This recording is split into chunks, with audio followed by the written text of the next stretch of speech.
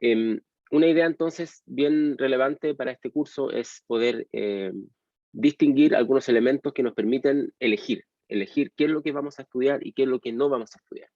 ¿Mm? Esa es como la idea central de lo que estamos hablando ahora. ¿Mm? Em, en este sentido, entonces, hemos estado mirando esta perspectiva de cómo nos enfrentamos con nuestro tiempo presente respecto del pasado, ¿no es cierto? Y cómo, ¿no es cierto?, tratamos de enfrentar ciertas visiones o perspectivas un poco deterministas respecto a lo que es el pasado y lo que eventualmente podemos mirar desde el presente, ¿no? Y lo importante de preguntarnos el cómo ocurren los hechos eh, que elaboramos, ¿no es cierto?, también como historiadores y historiadoras, no son acontecimientos que efectivamente estén fuera de la construcción que nosotros hacemos. Por lo tanto, em, puede ser en este sentido muy relevante ver cómo se llega de un lugar a un lugar a otro y no tanto explicarnos el por qué ocurrió eso y no otra cosa. Eso es un poco lo que estuvimos viendo, como usted recordaba, en la clase anterior. Em, pero para que podamos, ¿no es cierto?, construir un entrelazamiento temporal que vaya más allá, ¿no es cierto?, de esta idea de que no pudo ocurrir el pasado de otra manera, por ejemplo, y podemos ampliar nuestra mirada, eh, podemos darnos muchas posibilidades de análisis y no lo que efectivamente, digamos, ocurre solamente desde nuestro tiempo presente, ¿no es cierto? Eh, es bien relevante ir mirando lo que son, digamos, algunas perspectivas que nos permitan reflexionar sobre esto más allá incluso de la propia historia y también más allá incluso de la propia teoría histórica. Aquí Roberto dice, si podemos volver a la diapositiva anterior. Eh, me salté varias entonces. Estamos viendo esto, ¿no? No sé si se refiere a esta exactamente, la primera, Roberto. Cómo enfrentamos nuestro tiempo con el pasado, ¿no es cierto? Cómo establecer un estudio que vaya más allá de esta visión como fatalista de la historia. Eso un poco. Las PPT, todo esto las voy a poner en, no, no las he puesto, todo esto no, no, creo que no. ¿Mm? Las voy a poner en un curso, en el material docente. ¿Mm? Voy a poner todas las presentaciones para que la puedan tener. ¿Mm? Si no la he puesto ahora, no me acuerdo, creo que no recuerdo, creo que no la he puesto. Lo voy a hacer. ¿Mm? Bien, entonces, acá nos enfrentamos entonces a una manera de comprender nuestra situación actual para poder a partir de ahí, ¿no es cierto?, entender la historia y eso es lo que hemos estado revisando y en la clase anterior estuvimos mirando algunos elementos que constituyen ciertas preocupaciones contemporáneas. Particularmente ustedes me mencionaron lo que es el tema eh, del tema medioambiental, digamos, que no estaba tan directamente en el programa como sí lo está, por ejemplo, el tema de la ciudadanía o la desigualdad de género. Y ustedes tienen toda la libertad para ir avanzando los temas que probablemente no vean el curso por las características, digamos, limitadas que tiene un curso, digamos, semestral eh, de dos clases, digamos. Entonces, si a alguien eventualmente le interesa ahondar estos aspectos, como por ejemplo las brechas digitales que trae, ¿no es cierto?, las desigualdades, eh, o, ¿no es cierto?, el propio tema del enfrentamiento al cambio climático, entonces, en la América contemporánea, eh, efectivamente lo puede hacer, ¿no es cierto?, en los ensayos. Y vamos a estar discutiendo, porque ustedes tienen que, antes de elegir el tema del ensayo, tienen que, eh, digamos, mencionar qué es lo que van a hacer para que podamos un poco ir viendo también la bibliografía. ¿Mm? Eh, de todas maneras, yo opté por incluir al final del curso, cuando veamos el tema este de la parte más política, vamos a incluir también el tema medioambiental de una manera, digamos, aunque sea breve, por lo menos que incluya algunos elementos. Lo que no voy a hablar mucho va a ser de las brechas digitales, que también podríamos revisarlo, pero no hay mucho tiempo, para darle más espacio al tema de la desigualdad de género, los derechos sociales y la ciudadanía, que son temas también muy relevantes de entender desde el presente, mirando, ¿no es cierto?, hacia el pasado. De modo que vamos construyendo también el curso, no solamente por los temas que ponemos, ¿no es cierto?, en clase, los profesores y las profesoras, sino también lo que ustedes puedan ir necesitando, digamos, como interés para que se pueda discutir. Pero siempre tiene la posibilidad, evidentemente, de que sus propios ensayos tomen temas que no hemos trabajado en el curso de forma tan directa, o que tomen temas completamente distintos a como yo los enfoco en el curso, mejor todavía, ¿no? Porque eso le da más riqueza a su propia formación. Ok.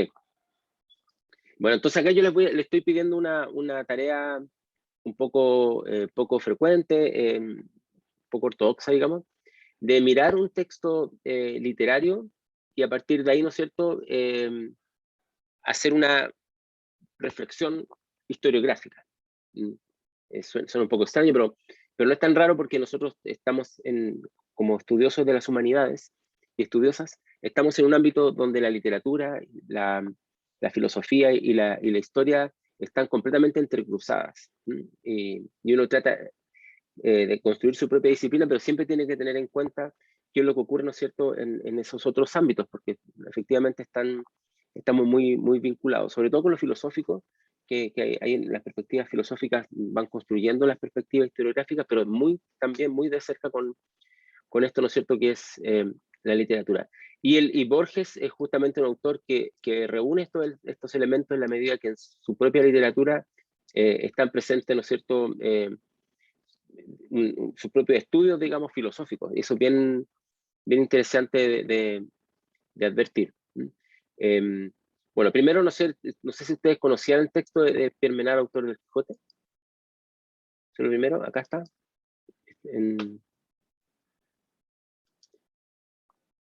Si alguien lo había leído, ¿sí? No, profe. No realmente, ¿no? ¿Y ustedes no son lectores de literatura contemporánea? O sea, no tan contemporánea, de latinoamericana, aunque Borges ya repasa como un autor universal, ya rebasa a los latinoamericanos. Siempre es bueno ir revisando estos temas. ¿Pudieron leer el texto? Sí, son cuentos cortos. Espero que lo hayan podido revisar. Sí, ya, ok. Ahí varios dicen que sí. Y varias, ¿no es cierto? Borges tenía muchas particularidades, como muchos, y espero que a partir de esta lectura les sea mucho más, digamos, tenga la inquietud, digamos, para poder continuar la lectura de Borges, lo que más puedan, digamos. Borges escribía cuentos, nunca escribió novelas, digamos, escribió cuentos cortos. Un cultor del cuento corto, las novelas largas le aburrían, según dijo.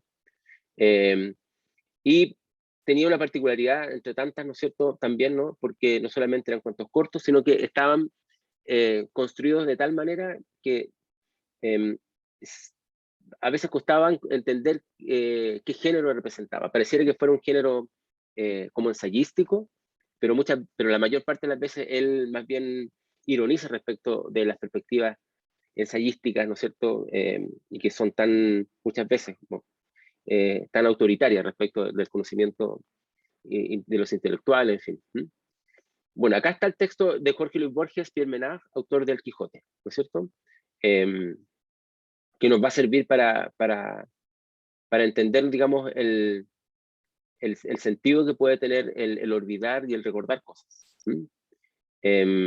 O el volver a reconstruir algo. Vamos a mirar estas perspectivas. Vamos a ver a la PPT. Bien, Borges comienza la historia con el hecho de que hasta ahora solo existen catálogos incompletos de los escritos completos de este autor ficticio, Pierre Menard. Como ustedes recordarán, ¿no es cierto?, la idea de Pierre Menard es reescribir el Quijote. Pero no es una reescritura que sea una copia de la obra, digamos, de Cervantes y Saavedra, sino que él quiere escribir como si él hubiese sido, ¿no es cierto?, Cervantes y Saavedra. ¿Y qué es lo que necesita para poder escribir como si fuera Cervantes? ¿Qué es lo que necesita hacer este autor francés, Pierre Menard? Sin llegar a la copia, por supuesto, ¿no? según lo que ustedes pudieron haber Entrar al leído. contexto del autor. Ya, uno es entrar al contexto del autor, que es lo que hacemos los historiadores, ¿no? Y las historiadoras, estamos al contexto de una época. O sea, por ejemplo, estudiamos el momento de la historia en el cual se pensaba, ¿no es cierto?, qué sé yo, teorías geocentristas. Entonces uno tendría que entrar al contexto de la época que pensaba que todo giraba en torno a la Tierra, etcétera, o una época religiosa. ¿Cómo uno puede entrar al contexto de una época? ¿De qué manera uno lo puede hacer? Un poco también siguiendo la lectura del texto de Borges.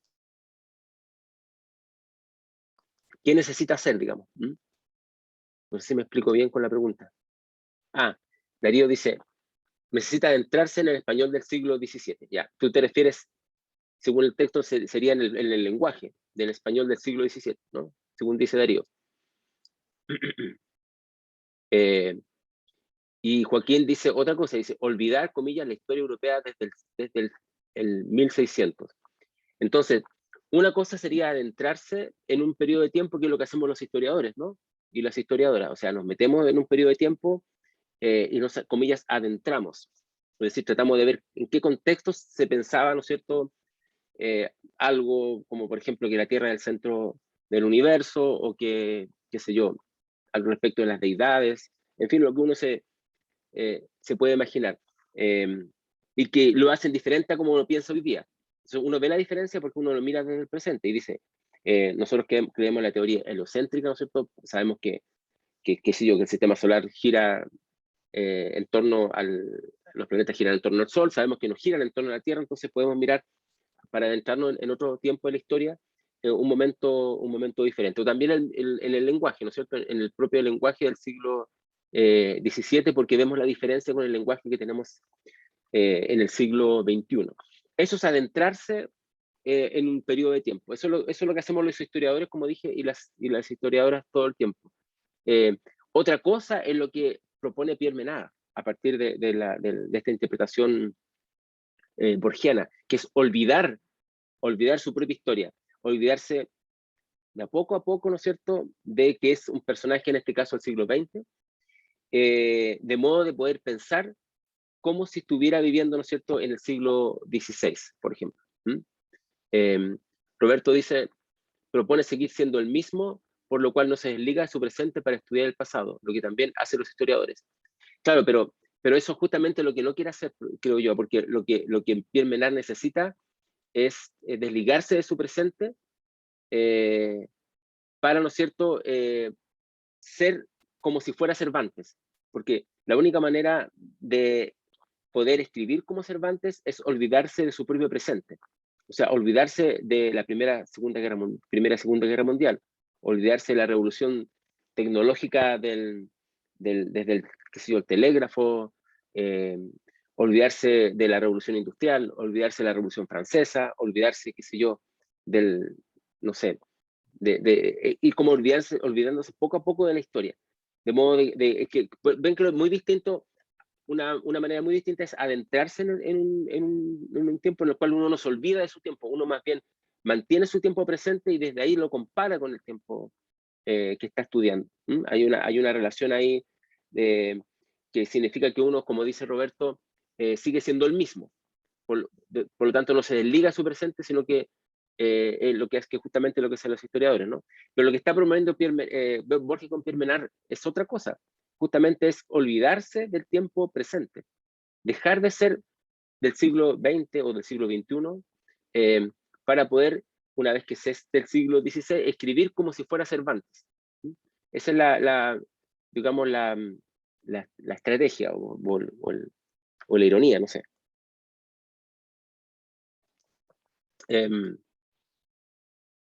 Entonces, claro, el trabajo más importante, dice, ¿no es cierto?,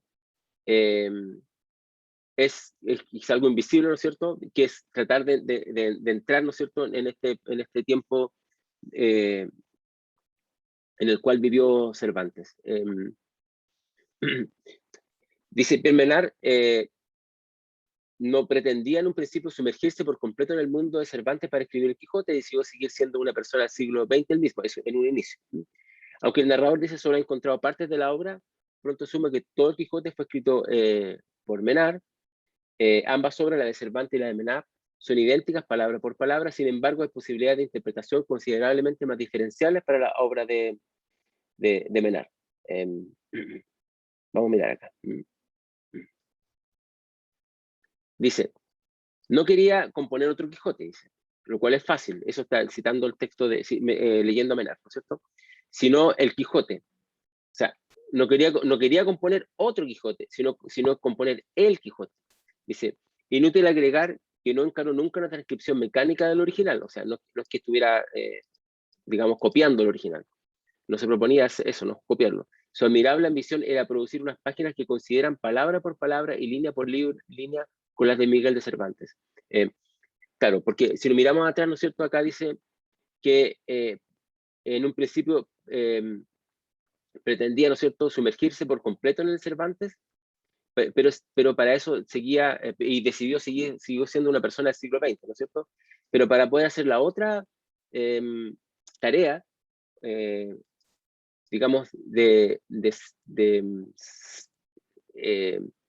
digamos, de componer el Quijote, tenía que abandonar el tiempo presente. De esta manera podría, ¿no es cierto?, producir página por página, palabra por palabra y línea por línea, al igual como lo hizo, ¿no es cierto?, en su momento Cervantes. Vamos a mirar el texto porque quizás eso nos ayude también a entender esta perspectiva. Si ustedes miran el texto, ¿no es cierto? Bueno, la típica perspectiva borgiana de dar muchos detalles de cosas que son falsas. Normalmente todos estos textos que cita, como si fueran historiadores, ¿no es cierto?, son textos que no existen. Algunos sí, pero la mayor parte de ellos son inventados, pero están escritos de tal manera, igual que las citas de los historiadores y las historiadoras, que pareciera que fueran realmente existentes. Entonces empieza de alguna forma a verificar, ¿no es cierto?, el propio trabajo de Menard. Esto es como una historia retrospectiva, que también lo hacemos los historiadores y las historiadoras, de entrar en un sujeto, en este caso, ¿no es cierto?, y ver cuáles son los procedimientos que utilizó para poder hacer su trabajo.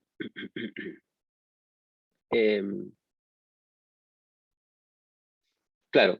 Después dice, el método inicial, como dice acá, ¿no es cierto?, parecía bastante sencillo, conocer bien el español. Dice, y acá es bien interesante como dice, recuperar la fe católica, guerrear contra los moros o contra el turco, olvidar la historia de Europa entre los años de 1602 y 1918, ser Miguel de Cervantes, que creo que también lo había puesto yo en la PPTA. Y esto para mí es como lo más relevante. Acá está, ¿no? No. Acá está, sí. Entonces, el método que se imagina, ¿no es cierto?, que pudo haber seguido Menard, era justamente, dice, relativamente sencillo. Eso, por supuesto, es un método imposible de lograr. Esto es parte de la ironía de cómo escribía Borges, que es extraordinario. Primero, ¿no es cierto?, conocer bien el español, porque es un autor francés, ¿no es cierto? Después dice recuperar la fe católica. ¿Qué significa recuperar, para un historiador como nosotros o nosotras, qué significa recuperar la fe católica? Para alguien del siglo XX. ¿Qué me dirían ustedes?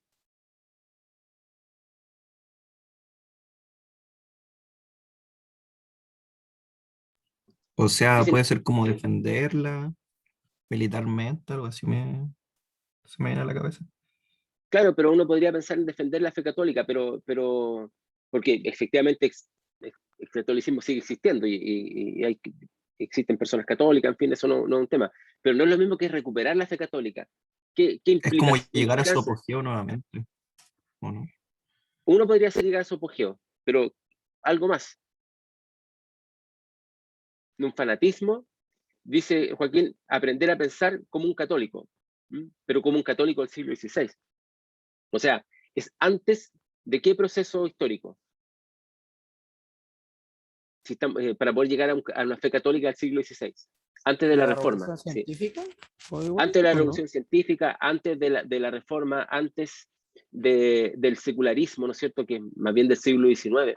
O sea, nosotros, para poder olvidar el secularismo del siglo XIX, para poder olvidar, ¿no es cierto?, la Reforma, ¿no es cierto?, para poder olvidar la Revolución Científica, que es más o menos del mismo periodo del siglo, comienza en ese periodo, en el siglo XVI, o olvidar, por ejemplo, la Ilustración del siglo XVIII, uno debe despojarse de su tiempo, de su tiempo presente. Entonces, recuperar la fe católica no es simplemente, de esta perspectiva, ¿no es cierto?, decir el catolicismo es relevante o hay que tener una visión religiosa del mundo. No, significa que tú tienes que olvidar el momento en el cual esas perspectivas que le daban una primacía, ¿no es cierto?, a la religión, y en este caso la religión católica, ¿no es cierto?, eran las que dominaban en la mente de las personas. ¿Mm? Entonces, si tú recuperas la fe católica, puedes escribir el Quijote, como lo hubiese escrito Cervantes. Porque si uno analiza, me imagino que ustedes habrán leído también, en el colegio se estudia el Quijote de la Mancha, digamos, hay aspectos que tienen que ver con esta fe católica, es bastante claro, ¿no es cierto?, a partir de estas perspectivas. Y después dice guerrear contra los moros o contra el turco. O sea, las famosas guerras que tuvieron en España, ¿no es cierto?,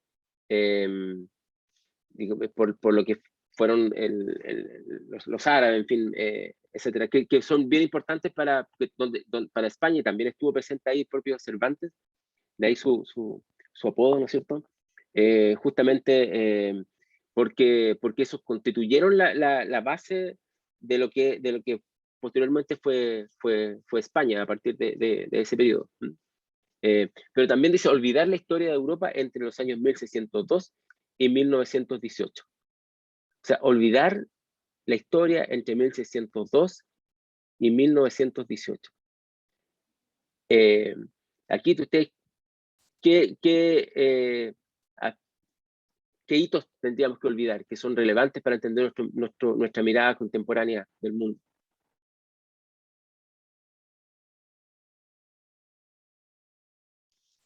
¿Qué ahorita se le ocurren a ustedes acá? Que tendría que olvidarse, que ocurrieron entre 1602 y 1918, que son relevantes para nuestra mirada contemporánea sobre el mundo, sobre la naturaleza, sobre la religión, sobre los seres humanos. El proceso industrial, dice Manuel, La las primeras revolución igual, globalizaciones. ¿Perdón? la revolución igual, como él es francés, creo, Menard, sería como olvidar las revoluciones sociales que se dieron durante ese periodo. Olvidar la Revolución Francesa, olvidar los movimientos independentistas, olvidar las guerras religiosas. Estoy leyendo algo que ustedes mismos están escribiendo. Olvidar a Darwin. Olvidar a Darwin, se me había ido, ¿no? Olvidarse de la teoría de la evolución, creer que las cosas no evolucionan a través del tiempo, sino que son dadas por Dios de una vez. Antes de Darwin, primaba la idea, bueno, hay una cosa que se puede discutir, no estoy tan de acuerdo con lo que estoy diciendo, pero si lo ponemos de esta perspectiva, podríamos decirlo así, ¿no? Antes de Darwin se pensaba, ¿no es cierto?, que Dios había creado el mundo de una sola vez, que no había tomado esto una etapa, que no había pasado por fases, por evolución. Había que olvidarse de Darwin, pero también hay que olvidarse de la Ilustración, como dice Nicolás. O sea, hay que olvidarse de que la razón es lo que guía, ¿no es cierto?, nuestra actuar. Hay que olvidarse que la naturaleza puede ser estudiada y a través de la razón y manipulada a través de la razón. Hay que olvidarse como dice, el fin del imperio español, ¿no es cierto? Etcétera. Y podemos hacer un sinfín acá de nombrar un sinfín de eventos. Alonso dice los movimientos independentistas. Bueno, de hecho, ¿no? También no solamente americanos, sino que también de otras partes probablemente.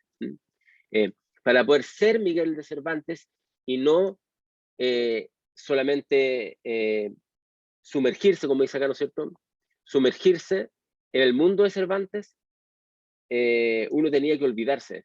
Entonces, por eso yo digo que quizás en su inicio, esta es mi interpretación en todo caso, en su inicio, como uno lo ve acá, ¿no es cierto?, Termenal decidió seguir siendo una persona del siglo XX, digamos. Pero para poder lograr su obra y poder escribir igual que escribió Cervantes, había que olvidarse de todo esto. Y de esta única manera podemos ser Miguel de Cervantes. Es como si quisiéramos estudiar lo que queramos estudiar, digamos, nosotros mirando como historiadores y historiadoras. Claro, si uno quisiera estudiar tiempos más lejanos, pero tampoco no tan lejanos, ¿no es cierto? Estoy pensando que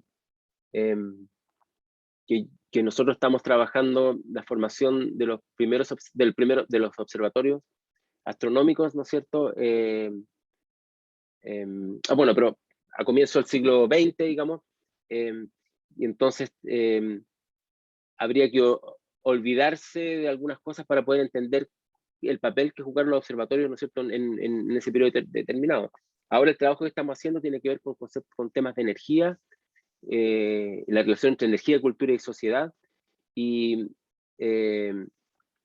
estudiar, por ejemplo, el uso de los hidrocarburos, olvidándonos de los efectos que ha tenido, ¿no es cierto?, los hidrocarburos y el respecto de la contaminación del medio ambiente, por ejemplo. Entonces uno tendría que, como que, para poder entender lo que según esta perspectiva borgiana, lo que ha sido, ¿no es cierto?, el uso de las energías de los combustibles fósiles, olvidarse de la idea del cambio climático, olvidarse, ¿no es cierto?, de la idea del antropoceno, olvidarse, ¿no es cierto?, de lo que está ocurriendo en este momento con los incendios en el mundo y con el calentamiento global.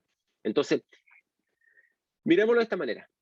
Una posibilidad que ustedes tienen como historiadores, historiadoras, es adentrarnos en el siglo XVI, adentrarnos en los inicios del uso de los hidrocarburos, como dije, adentrarnos en la observación astronómica de comienzo del siglo XX, que es muy distinta a los grandes observatorios, digamos, que se crean, ¿no es cierto?, en el norte de Chile, y más bien estaba asociada a observatorios en las ciudades, como lo fue, ¿no es cierto?, en la Quinta Normal, o hasta hoy día, ¿no es cierto?, en el Cerro Calal, que son observatorios de ciudades que ya prácticamente no ofrecen ningún tipo de observación, digamos, relevante para la astronomía, ¿no?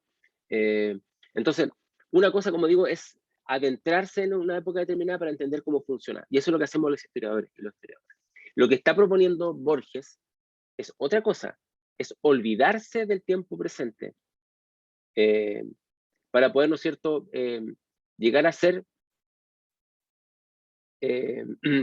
como en este caso, llegar a ser Miguel de Cervantes. Y dice, componer el Quijote a principios del siglo XVII era una empresa razonable, necesaria, acaso fatal. A principios del XX es casi imposible. ¿Qué piensan de esa frase del texto? ¿Cómo lo pueden interpretar?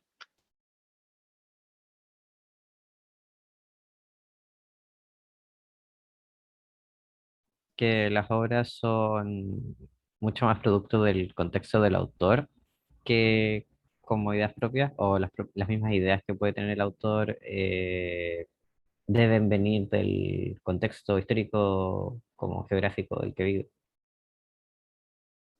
Ahí estamos con la famosa idea aquí del contexto, que los historiadores trabajamos mucho, ¿no?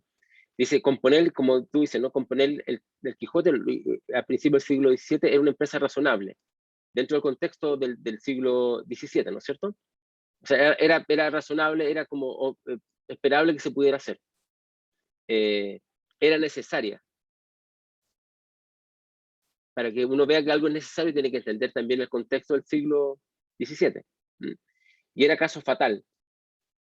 ¿A qué se refiere con fatal?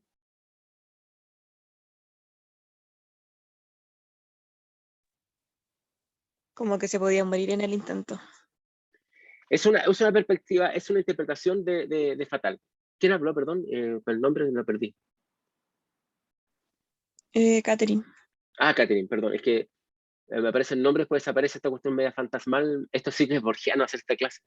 Yo encuentro, estoy grabando ahora, pero es un poco una opinión personal, pero no encuentro nada más borgiano. Lean a Borges y se van a dar cuenta que lo que estamos viviendo es muy borgiano, digamos. Esto como fantasmal de que aparezca en su pose. Pero bueno, claro, Joaquín, de fatalidad, de predestinado inevitable. Es una perspectiva o lo que dice Kate, ¿no es cierto? Que la otra versión de lo fatal. Lo lindo del idioma, y por eso es que es muy importante que los historiadores y las historiadoras trabajemos mucho con nuestro idioma y leamos mucha literatura. Yo sé que no tienen tiempo, están llenos de clases y miles de cuestiones, pero si pueden, digamos, lean mucho y ojalá también a Borges. Es justamente estas dos perspectivas que tienen las cosas. La doble dimensión que tiene una palabra, como la palabra fatal, que puede ser, como dice su compañera, ¿no es cierto?, algo que más bien es un poco negativo, o algo que tiene que ver con lo que dice Joaquín, que está predestinado e inevitable, algo que iba a ocurrir de todas formas. Ambas cosas están presentes en esta palabra, acaso fatal. Componer el Quijote a principios del siglo XVII era una empresa, dice, la razonable, necesaria, acaso fatal.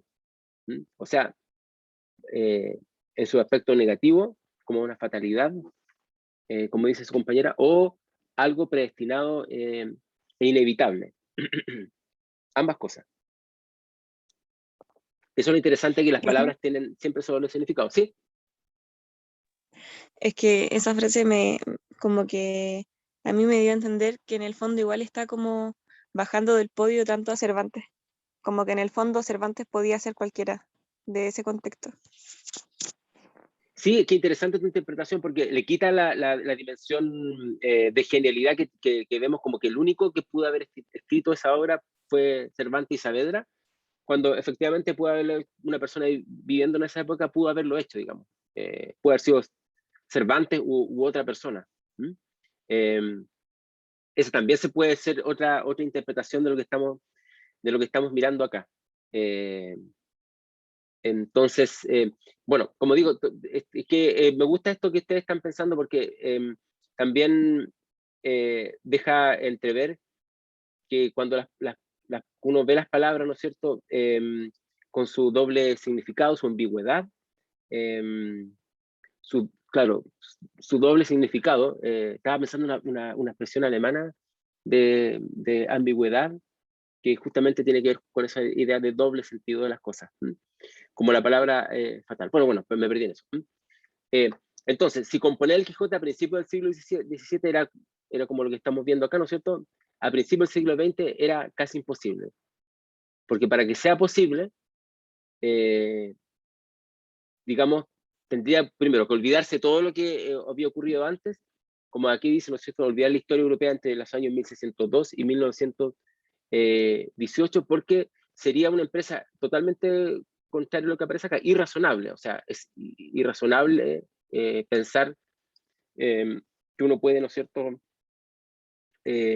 actuar como si viviera en el siglo XVII. Era innecesaria, porque no es necesario retrotraer la historia, y menos fatal, digamos. Sería como todo lo contrario. Entonces, yo quiero seguir haciendo un poco esta diferencia entre lo que es adentrarse en una época a tratar de ser como de esa época, que es lo que la propuesta de Borges. Y para adentrarnos en la época, ¿qué es lo que tenemos que ver nosotros? Es el contexto. ¿Y qué es lo que es el contexto entonces? El contexto histórico. ¿Cómo lo podrían definir? En relación a lo que hemos estado hablando acá con la propuesta del Quijote reescrito por Pierre Menard.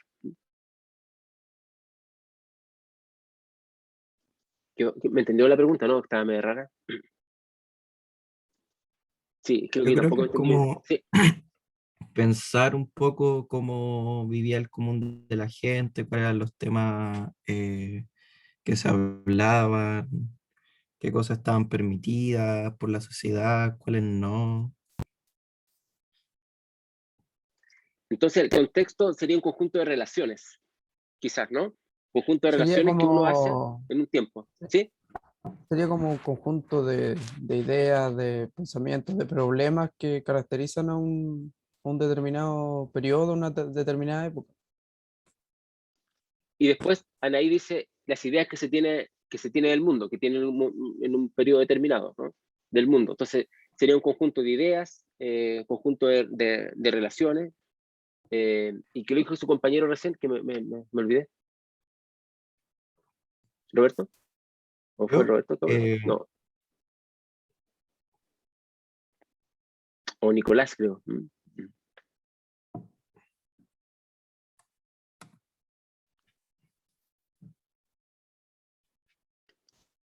Ok, no sé quién fue el último que habló, pero como para ir ganando lo que ustedes han estado diciendo. Entonces, esto es bien curioso porque nosotros siempre hablamos del contexto histórico, pero nunca nos detenemos mucho a pensar qué es lo que es el contexto histórico. Lo que justamente quiere hacer Menard es no solamente comprender un contexto histórico, él quiere olvidarse de su tiempo. Es una empresa borgiana, diríamos, ¿no? Obviamente escrito por Borges. Cosa que efectivamente no se puede hacer. Es imposible despojarse de su propio tiempo. Entonces, para entender un contexto histórico como el que vamos a trabajar acá en este curso, cuando miremos, ¿no es cierto?, lo que ocurrió a principios del siglo XX, con la formación de la sociedad de masas, cuando miremos desde la sociedad de masas hasta, qué sé yo, lo que llaman, ¿no es cierto?, el enjambre, Han, vamos a tener que tratar de entender bien los contextos en los cuales vamos a estar estudiando, o sea, el conjunto de relaciones que permiten, ¿no es cierto?, darle un papel, por ejemplo, muy importante a la radio, por ejemplo, que vamos a mirar, ¿no es cierto?, a la radio como una forma de homogeneizar los discursos de una forma mucho más amplia que simplemente dar un discurso en un lugar que lo escucha una persona. Al mismo tiempo, un discurso es escuchado por muchos lugares del mundo incluso, ¿no? Y bueno, vamos a ver por América Latina, el propio discurso que daban, por ejemplo, digamos los políticos como Juan Domingo Perón, ¿no es cierto?, en Argentina era escuchado en las regiones, por lo tanto, Argentina se va a ir construyendo como una nación de alguna forma gracias a que la radio está presente en todos los lugares. Entonces, eso lo podemos entender porque nosotros vivimos una etapa de globalización, pero tendríamos que entender por qué el aparato sonoro, la radio, es distinto a la manera actual de transmitir datos que tenemos, que son no solamente sonoros, sino que también son imágenes y imágenes en movimiento, y textos también al mismo tiempo, ¿no? Entonces, para poder entender a Miguel de Cervantes y Saavedra, ¿no es cierto?, tenemos que entender el contexto, el conjunto de relaciones que podía establecer su perspectiva, pero no podemos olvidar nuestra perspectiva contemporánea, como lo que hace Menard.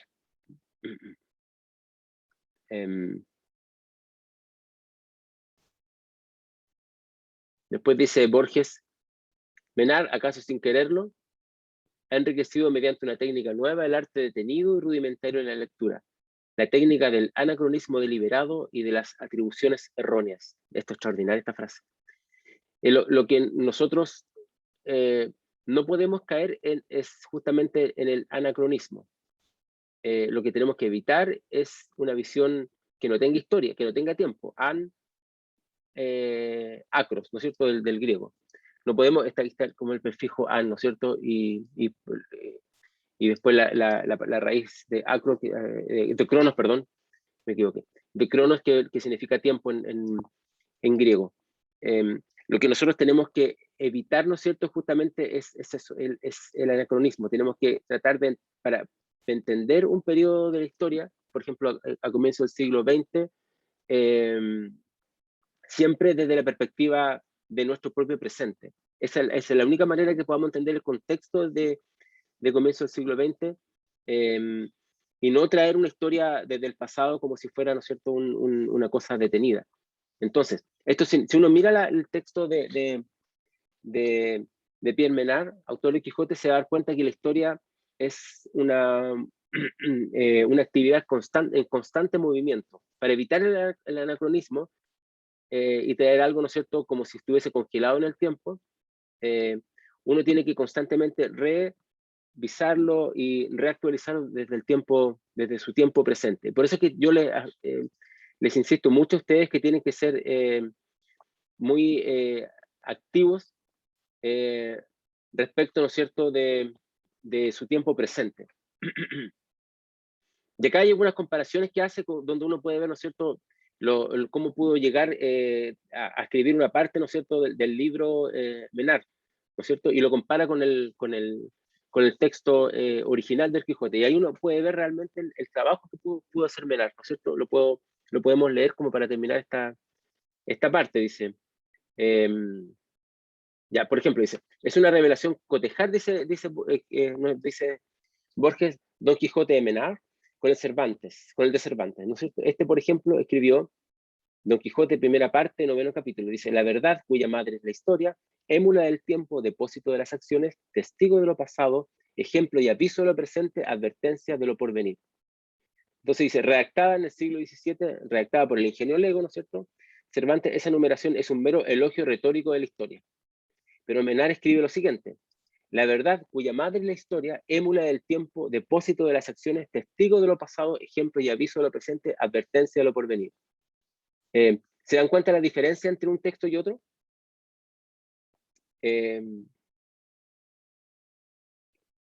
Lo va relatando después, ¿no? El propio Borges. ¿Ven algún parecido o lo ven muy distinto un texto? Uno está redactado por Cervantes y el otro lo que pudo hacer Menard, olvidándose de su tiempo y siendo Cervantes, y siendo él mismo como si fuera Cervantes. ¿Qué diferencia hay entre un texto y otro? Lo están viendo, ¿no? El autor y el tiempo en que se escribe. Pues, o sea, porque las palabras, cada palabra es igual. Es exactamente igual. Y eso es lo extraordinario. Oye, Borges era tan extraordinario que por eso nunca le dieron el premio Nobel. Es uno de los... Pienso que una de lo que habla muy bien de Borges es que nunca le dieron el Nobel. Y habría sido muy feo que se lo hubiesen dado. Realmente Borges es un escritor extraordinario. Disculpen mi entusiasmo con Borges, pero soy muy fanático. Dice, la verdad, cuya madre es la historia, ¿no es cierto?, emula el tiempo, es exactamente el mismo texto. Aparte que está escrito por dos personas distintas, pero lo interesante es que cuando lo escribió Cervantes, esto era, como dice, un mero elogio retórico de la historia, ¿no es cierto?, lo que está escribiendo acá. Pero cuando lo escribe Menard es asombroso, dice. La historia madre de la verdad es una idea asombrosa, dice Borges, ¿no? Porque Menard dice, contemporáneo de William James, dice, no define la historia como una indagación de la realidad, sino como su origen. Nosotros definimos ahora la historia, de hecho, como una indagación de la realidad, pero no como el origen de las cosas. La verdad histórica para él no es lo que sucedió, es lo que juzgamos que sucedió. Las cláusulas finales, ejemplo y aviso de lo presente, advertencia de lo porvenir, son descaradamente pragmáticas. O sea, ¿qué es lo que esto es muy borgiano? No sé si ustedes lo podrán entender, o sea, lo verán de la forma que lo veo yo, digamos. Porque esto está jugando con qué cosa, con qué elemento juega Borges en su texto. ¿Qué es lo que no está haciendo? Sí, ¿cómo lo ven? Como dudar de la verdad y decir que está construida, que es construida, de cierta forma. Ya, pero eso es muy serio. ¿Qué es lo que está haciendo en la práctica? No sé si entiendo bien la pregunta, pero creo que en el fondo está diciendo que Menard es como más bacán que Cervantes, logró algo mucho más difícil. Es más difícil, claro. Sí, ambas las cosas, observaciones yo estaría de acuerdo en lo que ustedes dicen, pero hay algo más. ¿Qué es lo que hace Borges todo el tiempo con su literatura? Bueno, quizás eso no lo han leído, pero, o si lo han leído, quizás lo verán de otra manera. Esto es un poquito ñoño, pero esto es muy divertido, digamos. No sé si ustedes le dio risa. Yo cuando lo leí me maté de la risa. Digo que es ñoño, porque quizás yo lo miro de esa manera.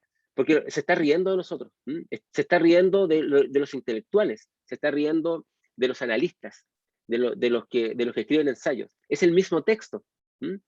Y la ironía justamente está en que analiza el mismo texto como si fueran dos textos distintos, porque efectivamente uno está escrito por alguien del siglo XX y otro, ¿no es cierto?, por alguien del siglo XVII.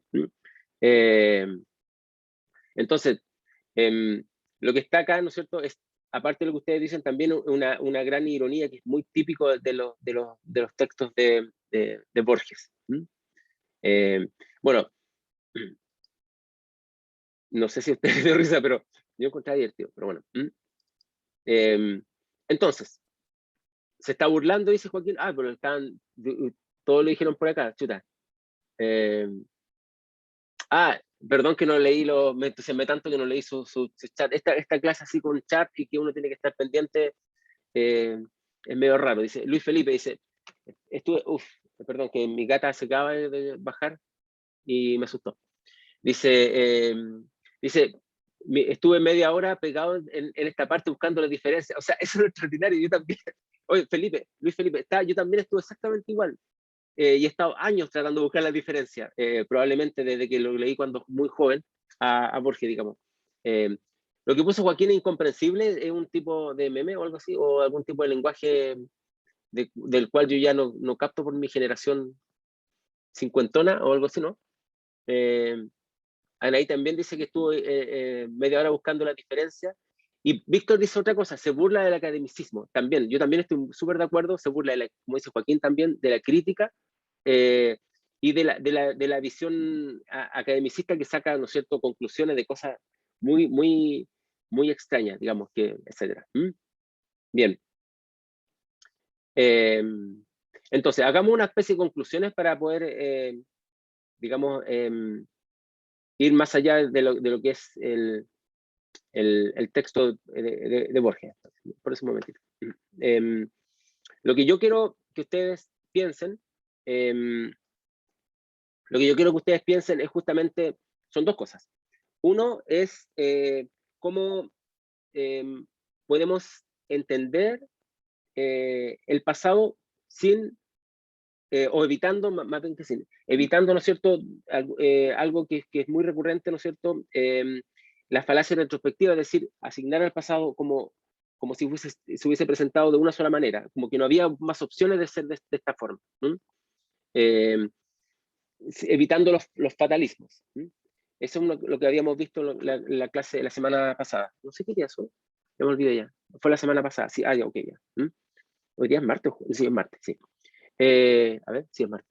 Ya, eso es una cosa. Lo segundo, ¿no es cierto?, es,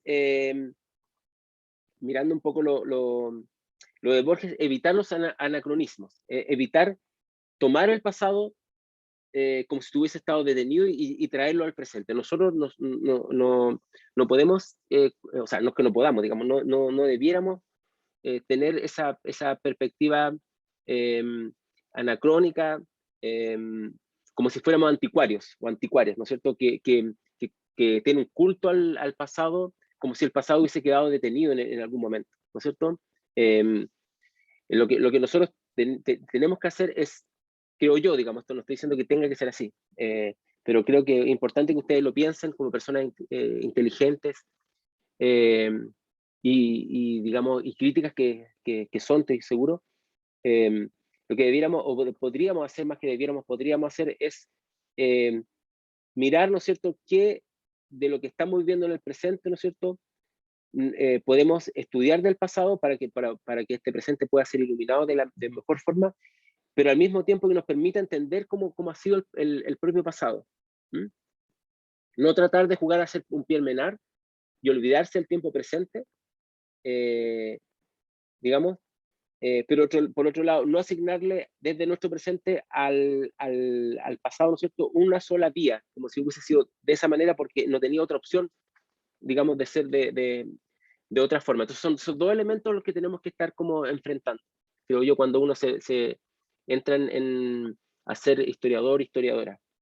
Evitar el anacronismo y evitar, ¿no es cierto?, esta suerte de visión de una suerte de fatalidad histórica. ¿Cuáles son los personajes más relevantes para estudiar en la historia contemporánea? ¿Van a ser las clases sociales, por ejemplo? ¿Va a ser el mundo popular como una suerte de motor de la historia? Un poco lo que las teorías, bueno, hegelianas, seguidas por Marx, digamos, aplicadas un poco a esta idea de escoger como un ámbito específico. Por ejemplo, alguien podría decir, lo que hay que estudiar es cómo los pueblos se han liberado de sus yugos, que también podría ser una perspectiva. puede ser el mundo popular, puede ser, por ejemplo, las mujeres, es un tema extraordinariamente importante, digamos, de cómo se ha ido alcanzando la igualdad de género, puede ser las etnias, es decir, y ahí está como el verdadero motor de la historia, uno podría pensarlo de esta manera, porque son temas que están generando muchos conflictos, tenemos esos conflictos de los pueblos indígenas, ¿no es cierto? O sea, estamos en muchas dificultades, digamos, con ese tema en este momento, desde muchos años, por supuesto, en Chile, y al mismo tiempo con el tema de género. También podríamos pensar en la niñez, ¿no es cierto? En la concepción de la niñez como una suerte, como una etapa, digamos, que no es vista en su dimensión más compleja, sino que un poco se la simplifica como una etapa solamente formativa, y muchas veces incluso sin derechos durante mucho tiempo. Entonces la pregunta es, si le vamos a asignar a esos ámbitos una atención especial en un curso como esta, Historia de América Contemporánea, y vamos a dejar otros de lado, y si lo vamos a hacer así, ¿por qué tenemos que hacerlo? ¿Por qué nosotros tenemos la intención, y hay que explicitarlo, de ver eso, y porque estamos pensando en nuestro tiempo presente? Porque alguien podría decir otra cosa, claro, la preocupación presente tiene que ver con la niñez, tiene que ver con los pueblos indígenas, tiene que ver con las luchas de género, pero lo que yo quiero es algo completamente distinto, que también ocurrió en el pasado, pero quizás no tenga una relevancia para lo que estamos viendo hoy día, pero sí es importante para entender cómo se fue configurando ese pasado. Entonces también tenemos que abrir esa posibilidad, y no decir, esto es lo que hay que estudiar, y otro lo que y lo otro no se debiera estudiar. Eso creo que es nefasto. Yo fui formado también en una perspectiva historiográfica que nos decía, esto es lo que hay que hacer como historiador, normalmente historia política. Hay que estudiar el Estado, hay que estudiar, ¿no es cierto?, las clases sociales, y está perfecto. O sea, pero en nuestra formación nos decía, ¿no es cierto?, que lo otro que estuviera fuera de ese ámbito no era digno de estudiarse. Incluso había burlas sobre temas que podían ser como de otro tipo. Y si usted, bueno, yo tengo una carrera media rara, porque igual he hecho cosas media extrañas y he trabajado en varias cosas, pero he trabajado temas un poco distintos que en otros momentos habrían sido considerados como demasiado exóticos, digamos, como ahora que estoy estudiando instrumentos de precisión astronómica, digamos, que es una cosa, no sé cómo llegué ahí, pero entonces, lo que yo quiero que ustedes piensen es lo siguiente, que uno tiene la posibilidad de decir, esto es lo que a mí me interesa, porque desde mi tiempo presente creo que lo más importante es entender de alguna forma cómo esto ocurrió en el pasado, porque eso me ayuda a entender los problemas y conceptualizar lo que estamos viviendo hoy día. Pero eso no significa que es solamente que es lo único que se puede estudiar.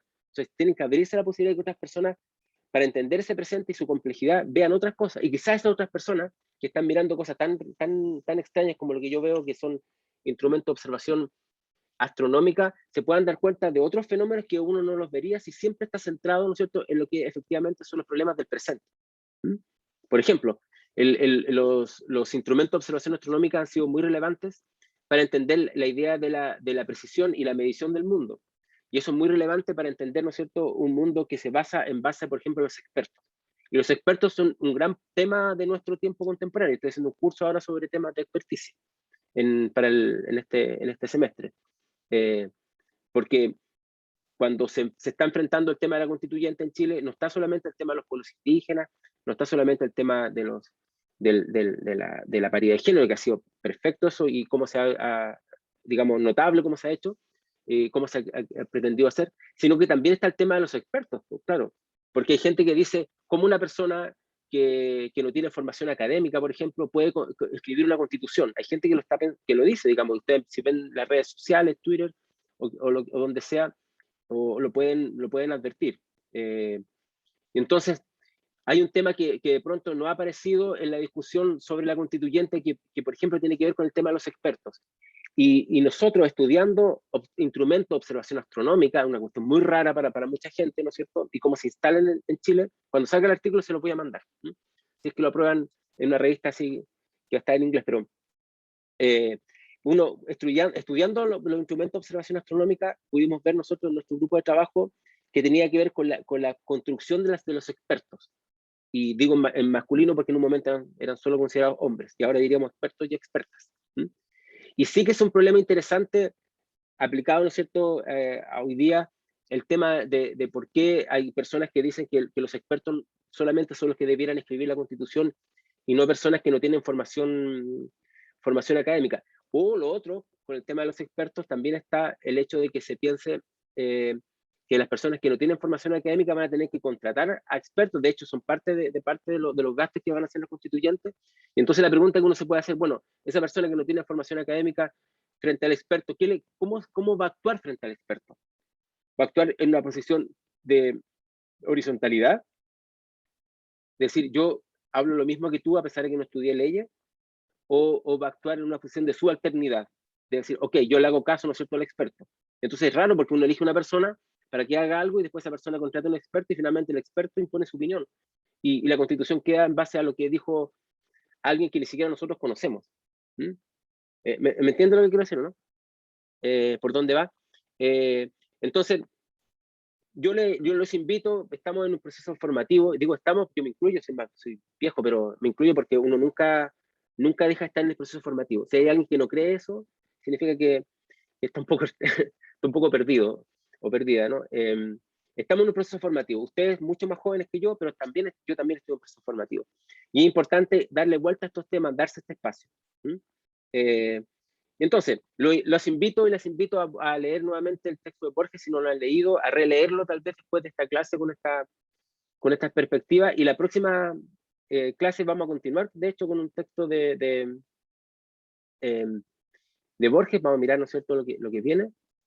Y que tiene que ver con otra cosa, ¿no es cierto? No solamente con el que olvida, sino que con el que no puede olvidar, que es justamente el cuento Funes, el memorioso. Ok,